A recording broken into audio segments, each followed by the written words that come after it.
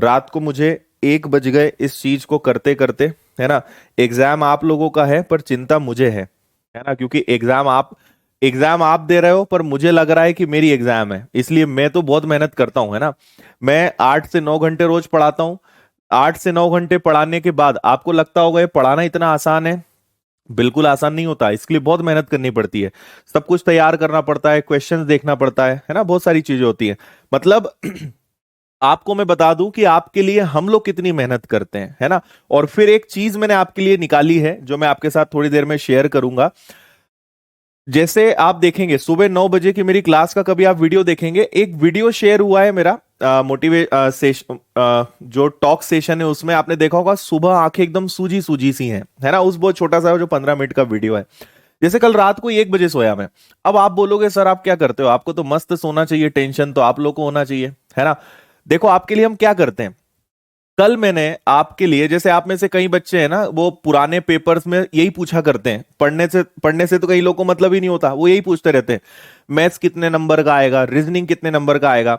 तो आपसे तो हुआ नहीं, मैंने करा। तो कल मैंने करीबन आधे से 1 घंटे सारे पेपर्स को निचोड़ा, सब में पूरी लिस्ट बनाई, खुद ने किया रात को, है ना। पूरा एक एक देखा कि किससे कितने कितने आए, वो आपके साथ में शेयर करने जा रहा हूं, है ना। तो मैं आपको पुराने पेपर्स का जल्दी से आज बताऊंगा एनालिसिस कि किस सब्जेक्ट से कितने कितने क्वेश्चंस आए, है ना। फिर आपको नहीं पता है लेकिन रोज मैं पुराने पेपर्स के क्वेश्चंस छांटता हूं टॉपिक वाइज, है ना। टॉपिक वाइज क्वेश्चंस हम आपके लिए छांटते हैं। तो आपको जो पीडीएफ्स मिलती जा रही हैं प्रीवियस ईयर्स क्वेश्चन की, कोई भी नहीं दे रहा है, हम दे रहे हैं आपको कि आपके पेपर्स की टॉपिक वाइज पीडीएफ वो छांटने का काम होता है।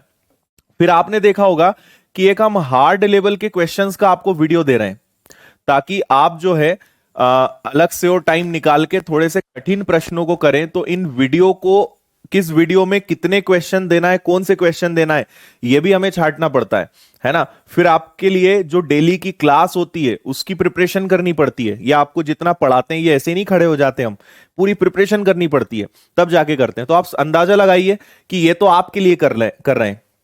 फिर एसएससी वालों के लिए अलग, बैंकिंग वालों के लिए अलग, मैथ्स फाउंडेशन वालों के लिए अलग, एसआई वालों के लिए अलग, सबके लिए अलग अलग मेहनत करनी पड़ती है। तो अगर 8 से 9 घंटे हम पढ़ाते हैं तो लगभग 8 से 9 घंटे तैयारी करने में लग जाता है। सबके लिए अलग अलग चीजें निकालना, नया पैटर्न, नया सिलेबस, नए क्वेश्चन छांटना, ये सब हम आपके लिए करते हैं, है ना। तो दिखता बड़ा आसान है कि सर बस खड़े हो जाते होंगे, लेकिन बहुत मेहनत का काम है भाई। देखो पढ़ाना एक ऐसा होता है कि पढ़ा दो, कुछ भी पढ़ा दो, तो तुम्हारा भला हो या ना हो, पेपर में आए या ना आए, एक वो पढ़ाना होता है, उसमें कुछ नहीं रखा है, खड़े हो जाओ पढ़ा दो। लेकिन मैं वैसा वो तरीका ही नहीं रखता हूं। मैं हमेशा कंटेंट अपडेट करता हूं, नए नए क्वेश्चंस ऐड करता हूं, पुराने पेपर्स पे रिसर्च करता हूं, आपको के साथ शेयर करता हूं। तो अगर हम मेहनत करते हैं तो वो आपको दिखेगी भी, ठीक है। तो अब मैं आपके साथ जो शेयर करने जा रहा हूं वो आपको जल्दी से बता देता हूं, ताकि आपको समझ में आए कि क्या हमारा सिस्टम होता है ना। 2017 का जो आपके पास पेपर है उसका मैं एनालिसिस आपको दे रहा हूं, केवल कांस्टेबल का। आप बोलोगे तो बाद में कभी एसआई का भी दे दूंगा, पर फिलहाल हम कांस्टेबल का एनालिसिस आपको दे रहे हैं, ठीक है। विनर्स की ऐप पर सभी पेपर्स की पीडीएफ आप 2017 की एसआई हो, कांस्टेबल हो, सबकी पीडीएफ आप आराम से डाउनलोड कर सकते हो मस्त अपने मोबाइल में। और जो मैं आपको बता रहा हूं ना, ये काम आप खुद कर सकते थे, है ना। लेकिन आपको रोज कमेंट करना है, आपको तो रोज परेशान करना है, सर मैथ्स कितने नंबर का आएगा। अगर मैं वास्तव में आपकी जगह होता ना, तैयारी करने के पहले मैं एक दिन देता और पूरे पेपर पलटा डालता और मैं देखता कि भाई पेपर आता कैसा है, कितने क्वेश्चंस आते हैं, क्या क्या चीजें होती है ना। लेकिन मेहनत तो करना पड़ेगी आपको, अपने लेवल पे खुद से कदम तो उठाना पड़ेगा। तो मैं बहुत सारा मेरे पास लिखा हुआ है, मैं आपके साथ सारी चीजें शेयर नहीं करूंगा। मैंने करीबन 10 से 15 पेपर्स पलटाए हैं, उसके बाद आपके साथ एक कंक्लूजन में शेयर कर रहा हूं। आपके जो कांस्टेबल 2017 का सिलेबस है उसमें एक तो जीएस आया है। जीएस मतलब क्या क्या हो जाता है, जीएस मतलब हिस्ट्री, जियोग्राफी और आपका पॉलिटी, ठीक है, ये चीजें आ गई। हल्का फुल्का इकोनॉमिक्स, बाकी कुछ नहीं। इसके बाद आता है आपका करंट अफेयर्स, करंट अफेयर्स के बाद आता है एमपीजी के, एमपीजीके के बाद आता है आपका मैथ्स, रीजनिंग, ठीक है। रीजनिंग के बाद आपका आता है मैथ्स, और मैथ्स के बाद आता है आपका साइंस। और आपको मतलब मैंने तो खैर पहले भी पुराने पेपर देखे हैं, इतना कंफ्यूजन होता है इसमें, मतलब पता नहीं पेपर डिजाइन कौन करता है, इतना खिचड़ी बनाया जाता है कि कोई भी चीज सीक्वेंस में नहीं। अचानक जीएस में रीजनिंग आ जाएगा, रीजनिंग में मैथ्स आ जाएगा, मैथ्स में साइंस आ जाएगा। बड़ा खिचड़ी बनाया जाता है पेपर को। आप जब पेपर पलटाओगे ना तो मुझे कल 4 या 5 पेपर के बाद इरिटेशन आने लगा कि यार कितना घटिया पेपर का पैटर्न है ये, कि हर 2 क्वेश्चन जहां 2 जीएस हुए फिर रीजनिंग आ गया, रीजनिंग के बाद अचानक से मैथ्स आ गया, कुछ भी चल रहा है, कुछ भी चल रहा है। और ये चीज आपको पेपर में बहुत परेशान करेगी। अगर सेक्शन होता है ना कि पूरे मैथ्स लाइन से, रीजनिंग लाइन से, जीएस लाइन से, तो वो इजी होता है। लेकिन जब वो पूरा खिचड़ी बनाते हैं ना, ये थोड़ा सा कठिन होता है ना। तो ये भी आपके लिए एक चैलेंज है कि आपको उसको डील करना है। ठीक है, उन्होंने 3 सेक्शन जरूर दिए हैं, पर आप देखना तीनों सेक्शंस कोई काम के नहीं है। बड़ा ही घटिया पैटर्न जिसने भी बनाया है, बहुत घटिया पैटर्न बनाया है। ठीक है, लेकिन कहीं ना कहीं वो स्टूडेंट्स के लिए कंपटीशन कम करेगा, क्योंकि कई लोग ना झेल ही नहीं पाएंगे उसको। तो अगर आप अभी से थोड़ी वैसी प्रैक्टिस करोगे तो आपको उसका बेनिफिट भी मिलेगा, क्योंकि बाकी लोग उसमें उलझ जाएंगे। ठीक है। अब थोड़ा सा मेरी बातों को ध्यान दीजिए, मैं आपके कमेंट्स थोड़ी देर बाद लूंगा, यहां पे आप जरा ध्यान से देखना। ओके, अब देखिए, मैं आपके सामने 4 एनालिसिस रख रहा हूं। एक काम करें क्या, इनको इधर ले लेते हैं, नहीं तो ये बहुत दूर हो जाएंगे। जीएस का मतलब हिस्ट्री, जियोग्राफी और पॉलिटी, इन तीनों से मतलब है मेरा यहां पे जीएस का। ठीक है, ये आपका हो गया अलग अलग एनालिसिस 1 2 3। ठीक है, मैं आपके साथ 3 शिफ्ट के मार्क्स शेयर कर रहा हूं, मतलब नंबर ऑफ क्वेश्चन शेयर कर रहा हूं। शिफ्ट तो मैंने लिखी नहीं कौन सी है, मैंने बहुत सारी शिफ्ट निकाली, उसमें से 3 आपके साथ शेयर कर रहा हूं। जैसे एक शिफ्ट में जीएस के 11 क्वेश्चन आए। ठीक है, चलो फाइनली एक और आखिरी कलर, अब नहीं। एक में 11 क्वेश्चन आए, फिर करंट अफेयर्स के 4, एमपी के 4, रीजनिंग के 32, ठीक है, मैथ्स के 38 और साइंस के 11। अगली शिफ्ट में उसके बाद 7 क्वेश्चन आए, फिर इसके 8 आए, फिर इसके 3 आए, फिर इसके 24 आए, फिर इसके 42 आए और इसके आपके 16 आए। फिर आगे बढ़े तो एक शिफ्ट में 15 आ गए इसके क्वेश्चन, इसमें 4 ही आए, इसमें 5 आए, इसमें 22 आए, इसमें 40 आ गए और इसमें 14 आ गए, है ना। ये 3 शिफ्ट है, ये कोई से पहली शिफ्ट है, ये तो पहले दिन वाला ही पेपर है, जो पहली शिफ्ट पहला दिन, और फिर मैंने इसके आगे रैंडम पता नहीं कौन कौन से उठाए हैं। अब आप देखो मैं आपके साथ क्या यहां पे शेयर करना चाहता हूं। ठीक है, सबसे बड़ी समस्या यह है कि किसी भी सेक्शन से क्वेश्चंस फिक्स नहीं है ना। आप यहां 3 शिफ्ट में अंदाजा लगा लो, जीएस में एक शिफ्ट में 11 क्वेश्चन आए, एक में 7 आए, एक में 15 आए। करंट अफेयर्स में एक में 4 क्वेश्चन आए, एक में 8 आए, एक में 4। एक आधा कम ज्यादा हो सकता है ना, क्योंकि मैंने ही कैलकुलेट करा है, एक आधा कम ज्यादा हो सकता है, टोटल 100 या कम भी हो। कोशिश करिए मैंने कि एग्जैक्ट काउंटिंग हो, थोड़ा आप कैलकुलेट करके देख लेना, एक आधा 1 प्लस माइनस हो सकता है। एमपी का किसी में 4 क्वेश्चन आए, किसी में 3 आए, किसी में 5 आए। रीजनिंग के कभी 32 आए, कभी 24 आए, कभी 22 आए। मैथ्स के 38 आए, 42 आए, 40 आए। साइंस के 11 आए, 16 आए, 14 आए। ठीक है, तो आप एक बात समझ लो कि यहां पे कुछ नहीं पता होता है कि किस सेक्शन से कितने क्वेश्चंस आएंगे, है ना। मतलब कोई फिक्स नहीं है कि मैथ्स के इतने क्वेश्चन आना ही आना है, रीजनिंग इतना आना है, कुछ फिक्स नहीं है।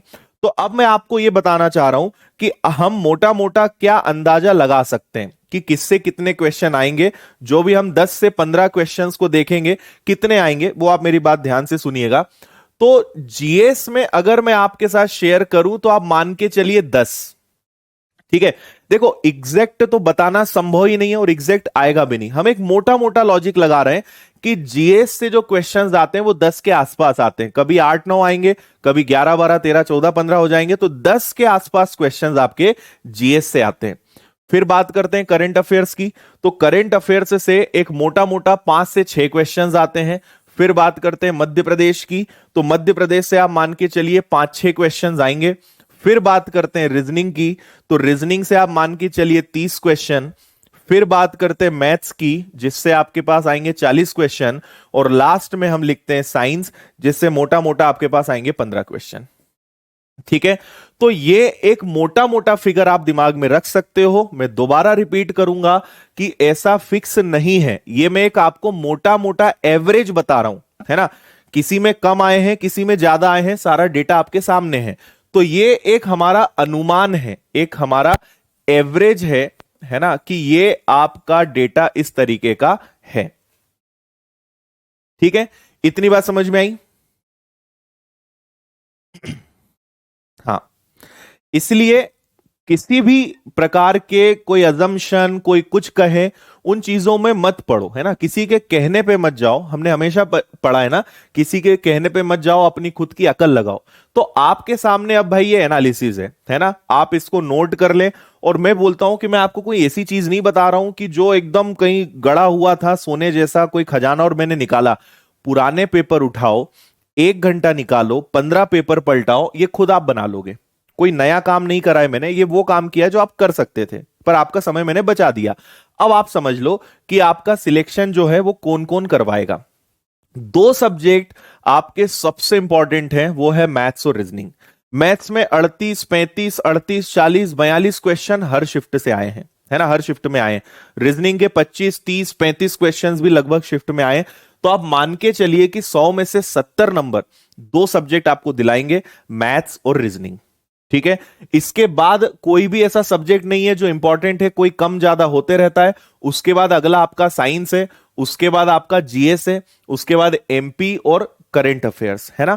तो अगर आप देखेंगे कि 2 सब्जेक्ट 70 नंबर ला रहे हैं और बचे हुए सारे सब्जेक्ट आपके 30% का रोल प्ले करेंगे, है ना। अच्छा, आपको अगर अब स्ट्रेटेजी बनानी है तो आप एक बात समझ लो कि इन पे थोड़ा सा कम ध्यान देना। मतलब पहले आप एक बात समझो, आपके पास एक तो करंट अफेयर्स है जिसका अंत नहीं है। करंट अफेयर्स का इलाज मैं बता देता हूं। रोज सुबह 7 बजे अपनी यूट्यूब चैनल पे पार्थो सर आप लोग के लिए करंट अफेयर्स की क्लास ले रहे हैं, उसको अटेंड करो। अभी तक नहीं करना है, आज से करना शुरू कर दो। 1 घंटा लगेगा, उसमें वो एमपी के भी करंट अफेयर्स डिस्कस करते हैं और एग्जाम के पॉइंट से इंडिया, इंटरनेशनल, नेशनल सारे करंट अफेयर्स डिस्कस करते हैं। इसको सब आप करना शुरू कर दो। ठीक है, करंट अफेयर्स लगभग लास्ट 6 महीने के पूछे जाते हैं एग्जाम की डेट से। ठीक है, तो आप आज से पढ़ना तो शुरू करो, बाकी वो सब हम आपको बताएंगे और क्या करना है। अब आप एक बात समझिए कि आपके पास 1 सब्जेक्ट, 2 सब्जेक्ट, तीसरा सब्जेक्ट, चौथा सब्जेक्ट, पांचवा, और इसको आपको रखना है अपनी लिस्ट में सबसे आखिरी में, है ना। आपको हिस्ट्री, ज्योग्राफी, पॉलिटी, देखो एक बात समझो, ये 5 सब्जेक्ट हैं जिनसे आपके 90 क्वेश्चन आएंगे, है ना। और ये 3 सब्जेक्ट हैं जिनसे आपके लगभग 10 क्वेश्चन आएंगे। तो 5 सब्जेक्ट ज्यादा जरूरी कि वो 3 ज्यादा जरूरी? अच्छा, ये तीनों का अंत भी नहीं है। आप हिस्ट्री कितना ही पढ़ लो, ज्योग्राफी कितना ही पढ़ लो, पॉलिटी कितना ही पढ़ लो, इतिहास, भूगोल, संविधान अनंत है। ठीक है, लेकिन हिस्ट्री से 2 या 3 क्वेश्चन आएंगे, ज्योग्राफी से 2 या 3 क्वेश्चन आएंगे, पॉलिटी से 2 या 3 क्वेश्चन आएंगे। तो आपके मन में आता है ना कि सर हम कौन सा छोड़ें या किस पे थोड़ा कम ध्यान दें। तो मेरा सजेशन है, देखो ऐसा नहीं बोल रहा हूं कि पढ़ना नहीं है, लेकिन हमें अगर अभी कम मेहनत अगर किसी पे करनी है या किसी सब्जेक्ट पे कम ध्यान देना है, तो आप अभी किसको समझ लो, हिस्ट्री, ज्योग्राफी, पॉलिटी, इनका ज्यादा टेंशन मत लो। ठीक है, इनकी क्लास अटेंड कर लो बस, बाकी आपके पास जितना भी फ्री टाइम बचता है उनमें आप इन सब्जेक्ट पर ध्यान दीजिए, है ना। मतलब अब आप खुद अपनी स्ट्रेटेजी बनाओ, किसी भी व्यक्ति के पीछे मत भागो, कोई यूट्यूब पे फर्जी वीडियो मत देखो कि ऐसा कर लेंगे तो सिलेक्शन हो जाएगा, वैसा कर लेंगे तो। एक बात समझ लेना, सक्सेस के लिए किसी के लिए भी एक स्ट्रेटेजी नहीं होती कि एक नियम है कि भाई ऐसा कर लोगे तो सिलेक्शन हो जाएगा। हर व्यक्ति की अपनी जरूरत, अपनी कमियां, अपनी खूबियों के हिसाब से उसकी स्ट्रेटेजी बनती है, और ये कोई भी एक कॉमन नियम में नहीं बता सकता हूं कि ऐसा करने से सिलेक्शन हो जाएगा। आपको खुद देखना पड़ेगा कि आपकी क्या कमियां हैं, आपको कहां सुधार करना है, आप कितना टाइम निकाल रहे हो। भाई कोई जॉब कर रहा है, कोई फ्री है, कोई खेत में जाता है, कोई कुछ काम करता है, सबका अपना अपना शेड्यूल है, अपनी अपनी चीजें। तो आप डिसाइड करो कि आप कैसे शेड्यूल बना सकते हो, कैसा भी शेड्यूल बनाओ। मेन चीज है मेहनत, आपको मेहनत करनी पड़ेगी। तो अब आप समझ लो, दूसरा मैं आपको बताता हूं, पेपर बहुत इजी आता है अगर आप थोड़ा सा फोकस करो, थोड़ा सा सही तरीके से चलो। क्लास में आपको जो पढ़ाया जा रहा है उसको अच्छे से पढ़ के रिवीजन करके थोड़ी प्रैक्टिस करो, पुराने पेपर सॉल्व करो, आप आराम से सिलेक्शन ले लोगे। मैं बोल रहा हूं आप 80, 85, 90 नंबर आराम से ला सकते हो। जितना आपको पढ़ाया जा रहा है उतना अच्छे से पढ़ के, रिवीजन करके और पुराने पेपर हल करके कर लोगे तो। एक्स्ट्रा मेहनत कर लो तो और अच्छी बात। और कहीं ना कहीं आप एक बात समझिए कि कोई भी व्यक्ति आपको पूरा आईएमपी नहीं पढ़ा सकता कि ऐसे ही आएगा। दुनिया में किसी को नहीं पता पेपर कैसा आएगा, है ना। लेकिन जो आप पढ़ रहे हो पेपर उसी से मिलता जुलता आएगा। उन्हीं की संख्याएं बदलेंगी, उन्हीं में थोड़ा लेवल बढ़ेगा कम होगा, लेकिन पेपर उसी के आसपास रहेगा, है ना। दूसरी बात कि अगर 100 क्वेश्चन आएंगे या मैथ्स में 40 क्वेश्चन आएंगे तो आप मान के चलिए कि 3 या 4 कठिन आएंगे। इसके अलावा 40 में से 3 या 4 कठिन आएंगे, बाकी 35-36 क्वेश्चन आसान आएंगे जिनको यूं ही कर दोगे। लेकिन हम क्या करते हैं, पेपर में जब वो 4 क्वेश्चंस देखते हैं ना तो हमें लगता है पेपर बहुत कठिन आता होगा। पेपर कठिन नहीं आता है। और 4-8 क्वेश्चन तो हर पेपर में कठिन आते हैं। आप एसएससी का एग्जाम दो, बैंकिंग का दो, रेलवे का दो, किसी भी दुनिया में एग्जाम दो, 4-6 क्वेश्चन तो टफ आएंगे ही। बाकी ऐसे आते हैं जो आप यूं ही कर सकते हो, तो वो तो आपसे बनेंगे। हमें वो 4 भी छोड़ के नहीं आना है ना। एक बात आप समझिए, क्योंकि बाकी लोग मात खाएंगे मैथ्स और रीजनिंग पे, और आपको क्या करना है, क्योंकि देखो करंट अफेयर्स का कोई अंत नहीं है। मैं आपसे बोल रहा हूं कि आप करंट अफेयर्स 6 महीने नहीं 1 साल का पढ़ जाओ, आप कितना ही करंट अफेयर्स पढ़ लो, लेकिन एक आधा सवाल तो ऐसा जरूर आएगा जहां आपको लगेगा यार, क्योंकि अंत ही नहीं है ना भाई। एक दिन में 500 खबरें होती हैं, कितनी पढ़ोगे आप, अंत नहीं है। साइंस का अंत नहीं है ना। एमपीजीके का अंत नहीं है, कितना ही पढ़ लो। अगर प्रश्न बनाने वाले ने डिसाइड कर लिया है कि तुमसे नहीं बनने देना है, तो वो ऐसा मेला पूछेगा आपसे जिसका नाम आपने नहीं सुना होगा, तो कितने मेले याद करके जाओगे, कितने आप मध्य प्रदेश का रट्टा मार के जाओगे। तो इनका अंत नहीं है, इनमें कोई सीमा नहीं है ना। पर मैं बात क्या कर रहा हूं कि ऐसे क्वेश्चन 1 या 2 आएंगे, बाकी वो आएंगे जो आप आराम से कर दोगे। लेकिन मैथ्स और रीजनिंग दो ऐसे सब्जेक्ट हैं जिनमें आप 100% करके आ सकते हो, है ना। डिपेंड करता है कि आप किस तरीके से आज से मेहनत कर रहे हो। आ रही बात समझ में? हम्म। इसलिए अब आप क्या करिए, पुराने पेपर को उठाओ, है ना। अभी तो खैर थोड़ा सिलेबस आगे बढ़ने दो, पुराने पेपर्स उठाओ और फिर देखो कि क्या क्या आता है, कैसे पढ़ना है, क्या चीजें हैं। तब जाके आपको समझ में यहां पे सारी चीजें आएंगी। ठीक है।